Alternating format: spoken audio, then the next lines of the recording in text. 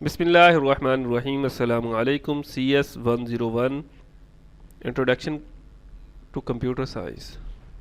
मुख्तलिफ़ किस्म की छोटी छोटी टर्म्स हैं। इसमें सबसे पहले हार्डवेयर, फिज़िकल पार्ट्स कंप्यूटर का हार्डवेयर कहलाएगा, कीबोर्ड माउस मॉनिटर वगैरह, या कंप्यूटर के केस के इनसाइड के अंदर जैसे हार्ड डिस्क है, मदरबोर्ड है, रैम है, और जितने भी कंपोनेंट जिसको हम फिज़िकली टच कर सकें वो हार्डवेयर कहलाएगी।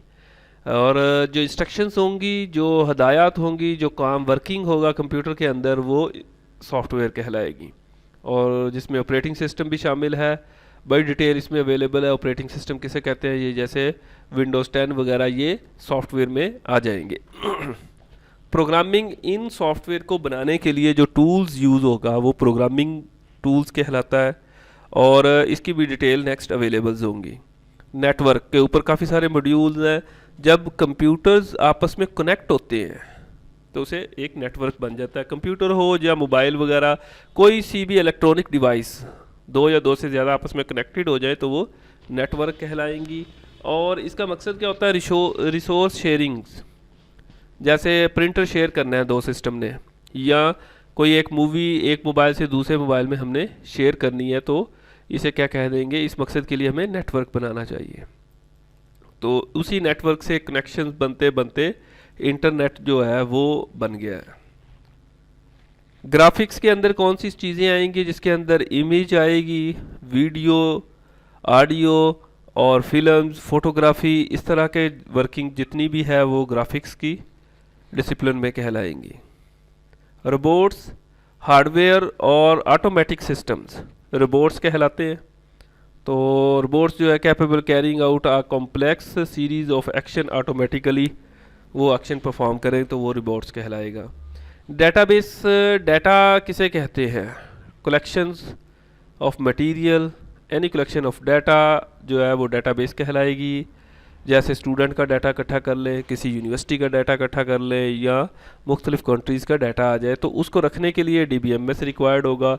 और डाटाबेस और DBMS में आगे तकरीबन 8-10 मॉड्यूल है। नेक्स्ट हमारे पास सिक्योरिटी है। सिक्योरिटी किसे कहेंगे, अगर हमारा डाटा या सिस्टम या कंप्यूटर या हार्डवेयर सॉफ्टवेयर दोनों चीज़ें हैं, उसको हम सिक्योर करना चाह रहे हैं, कोई और यूज़ ना कर सके, अनऑथोराइज पर्सन ना आ जाए, तो इस तरह की सारी चीज़ें सिक्योरिटी में आ जाएगी। कॉन्फिडेंशियल चीज़ें हो, इंटीग्रिटी और अवेलेबिलिटी किसको हो सकती है, इंटीग्रिटी मीन कौन कौन सा डाटा इसमें आ सकता है, ये सारे सिक्योरिटीज़ के पॉइंट ऑफ व्यू से डिस्कशन है। एल्गोरिदम किसे कहते हैं और एल्गोरिदम सोल्यूशन क्या है, इसमें बड़ी डिटेल में मॉड्यूल अवेलेबल हैं। एल्गोरिदम है कि अगर हम किसी भी टास्क को स्टेप्स में डिवाइड कर दें, सेट ऑफ इंस्ट्रक्शंस जो है ना, वो एल्गोरिदम कहलाएगा। नेक्स्ट एग्जांपल्स आ जाएंगी तो उसमें डिटेल वाज़ेह हो जाएगी। इंफॉर्मेशन प्रोसेसिंग, इंफॉर्मेशन प्रोसेसिंग के किसी भी डाटे को लेके उसको प्रोसेस करना ऑटोमेटिकली तरीके से, तो वो इंफॉर्मेशन प्रोसेसिंग कहलाएगा। नेक्स्ट मॉड्यूल्स में इसकी भी वजाहत आ जाएगी। अब नेक्स्ट हमारे पास है कंप्यूटर साइंस की एप्लीकेशन कहाँ कहाँ होगी। तो अगर देखा जाए तो कंप्यूटर साइंस की एप्लीकेशन टेलीकॉम में भी, बैंक में, हॉस्पिटल में, तो हर जगह पे इसकी अवेलेबिलिटी है, या इसकी एप्लीकेशन अप्लाई कहाँ कहाँ हो रहा है। लोकल जॉब के हवाले से यहाँ कुछ डिटेल बताई गई है कि लोकल जॉब्स कहाँ कहाँ अवेलेबल है। बाय फंक्शन में सर्च करके बताया गया, देखें सॉफ्टवेयर और वेबसाइट की इतने लोग डिमांड है, ये वाली चीज़ें हैं। तो एप्लीकेशंस अगर तो आपके पास स्किल्स है तो इसकी मार्केट बहुत अवेलेबल है। इंटरनेशनल जॉब्स मार्केट के हवाले से सर्चिंग है कि आर्टिफिशियल इंटेलिजेंस, मशीन लर्निंग, ये भी कंप्यूटर साइंस की फील्ड है। डाटा साइंस है, वर्चुअल रियलिटी है, IoT है, back end developer, front end developer, ये सारी कंप्यूटर साइंस की इंडस्ट्री है। किसी एक फील्ड में अगर आपकी गिरफ्त है तो आप उसमें जा सकते हैं। बहरहाल इसके अंदर इसकी अहमियत बताई गई है। Module second breadth first learning है, और दो मेथड है लर्निंग के, एक होता है डेप्थ फर्स्ट लर्निंग और एक है breathe first learning.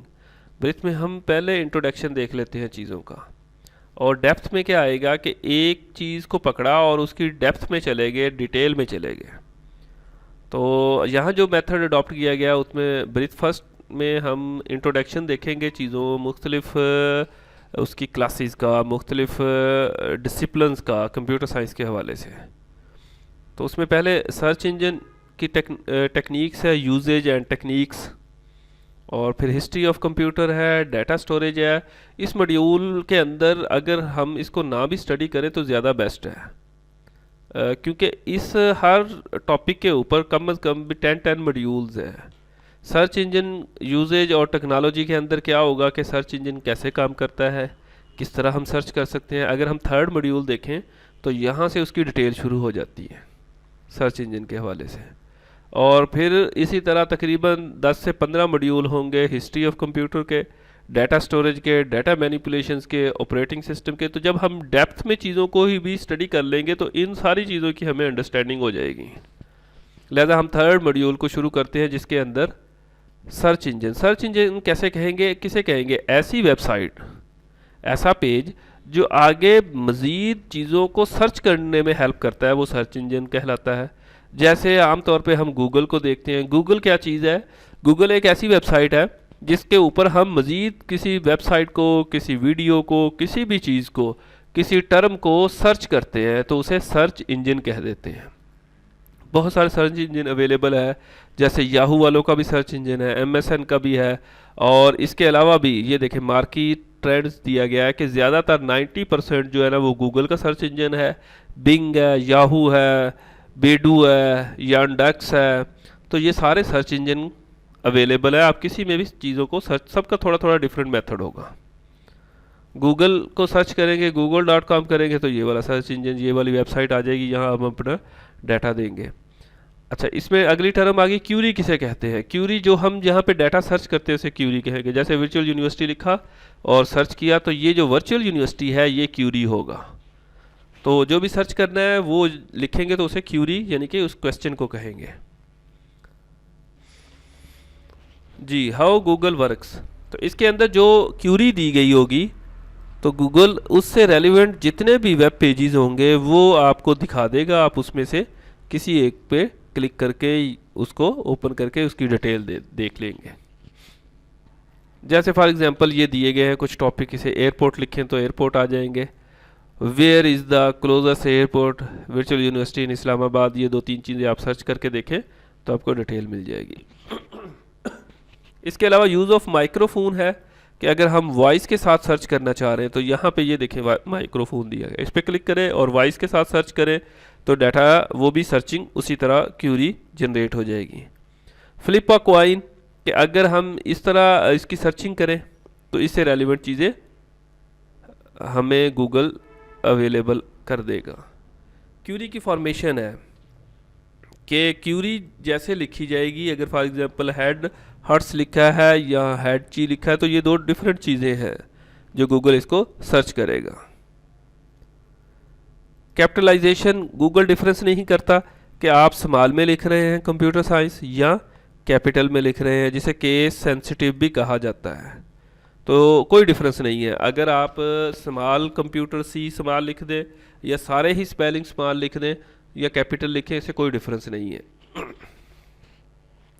Module number 4 के अंदर हमें सर्चिंग ट्रिक्स बताए गए हैं कि अगर हमने वेदर की सर्चिंग करनी है तो कैसे करेंगे।